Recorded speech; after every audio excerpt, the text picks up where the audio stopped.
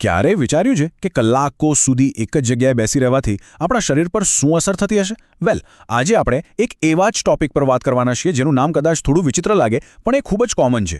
એ છે dead but syndrome, જેને ગ્લુટેલ એમ્નેશિયા પણ કહેવાય છે. ચાલો સમજીએ કે આ આખરે છે શું અને આ સૂઈ ગયેલા મસલ્સને પાછા કેવી રીતે જગાડવા. શું તમારું બટ કામ પર ઊંઘી રહ્યું છે? આ સવાલ કદાચ થોડો રમૂજી લાગે, ખરું ને? પણ આજની આપણી લાઇફસ્ટાઇલમાં આપણામાંથી ઘણા લોકો માટે આ એક હકીકત બની ગઈ છે.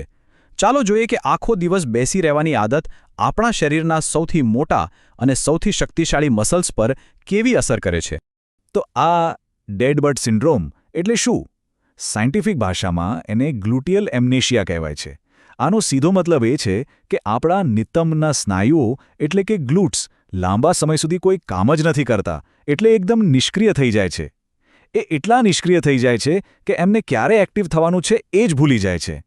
પરિણામે એનું કામ શરીરના બીજા મસલ્સ જેમ કે આપણી પીઠના નીચેના ભાગના મસલ્સને કરવું પડે છે અને એના પર બિનજરૂરી બોજ આવે છે.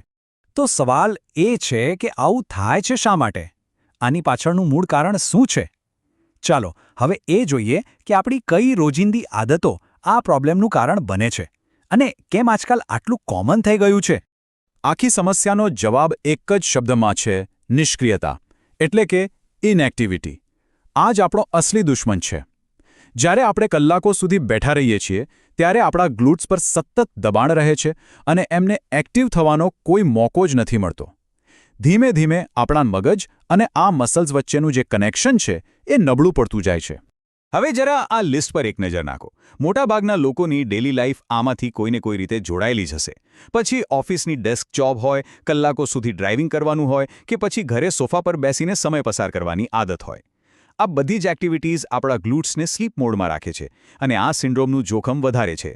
પણ ચિંતા કરવાની બિલકુલ જરૂર નથી. સૌથી સારા સમાચાર એ છે કે આ પ્રોબ્લેમને આસાનીથી ઠીક કરી શકાય છે. હવે આપણે એવી કેટલીક સિમ્પલ પણ સુપર ઇફેક્ટિવ કસરતો જોઈશું જે આપણા સૂઈ ગયેલા ગ્લુટ્સ માટે એક વેકઅપ કોલ જેવું કામ કરશે અને એમને ફરીથી કામે લગાડશે. ચાલો શરૂઆત કરીએ ગ્લુટ બ્રિજથી. આ ગ્લુટ્સને એક્ટિવેટ કરવા માટેની સૌથી બેઝિક અને સૌથી સારી કસરતોમાંની એક છે. આ કરતી વખતે એક વાતનું ખાસ ધ્યાન રાખવાનું છે કે જ્યારે હિપ્સને ઉપર ઉઠાવો ત્યારે ઉપર પહોંચીને ગ્લુટ્સને બરાબર સ્ક્વીઝ કરવાના છે. ધીમે ધીમે શરૂઆત કરો. 10થી 15 રેપ્સના 3 સેટ કરી શકાય. હવે વાત કરીએ ક્લેમશેલ્સની. આ કસરત આપણા ગ્લુટિયસ મીડિયસ એટલે કે સાઇડ ગ્લુટ મસલને ટાર્ગેટ કરે છે. આ મસલ ચાલતી વખતે અને દોડતી વખતે બોડીને સ્ટેબલ રાખવા માટે ખૂબ જ જરૂરી છે.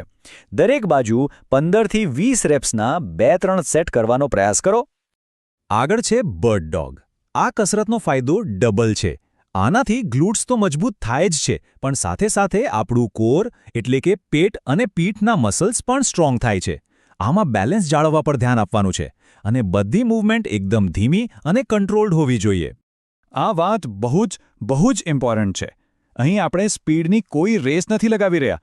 જથ્થા કરતાં ગુણવત્તા વધુ મહત્વની છે. ફટાફટ ઘણા બધા રેપ્સ કરવા કરતાં ધીમે ધીમે અને કંટ્રોલ સાથે મૂવમેન્ટ પર ફોકસ કરો. આપણો મુખ્ય ધ્યેય શું છે? મસલને બરાબર એક્ટિવેટ કરવાનો. સ્ક્વોટ્સ આ એક ક્લાસિક અને સુપર ઇફેક્ટિવ કસરત છે, પણ જો એને સાચી રીતે કરવામાં આવે તો જ.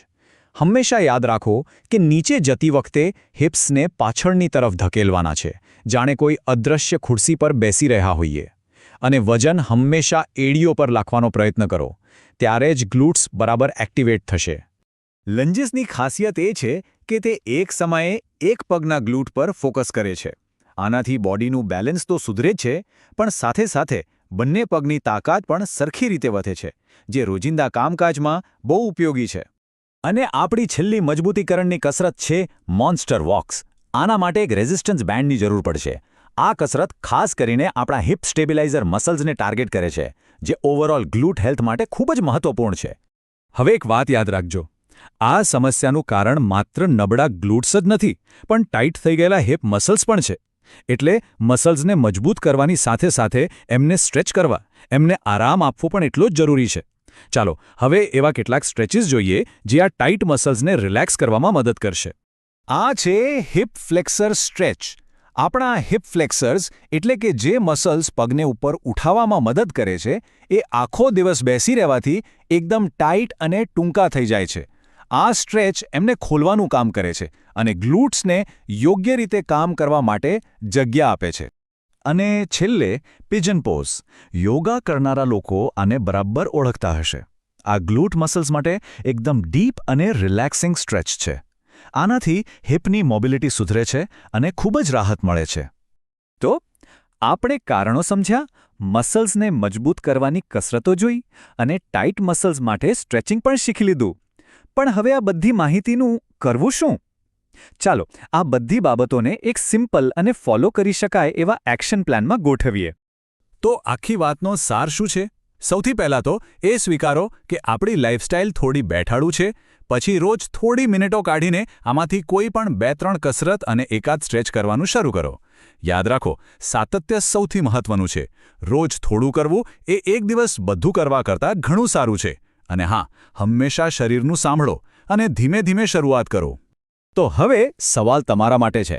આ બધું જાણ્યા પછી એવો કયો એક નાનકડો ફેરફાર છે જે આજથી જ શરૂ કરી શકાય?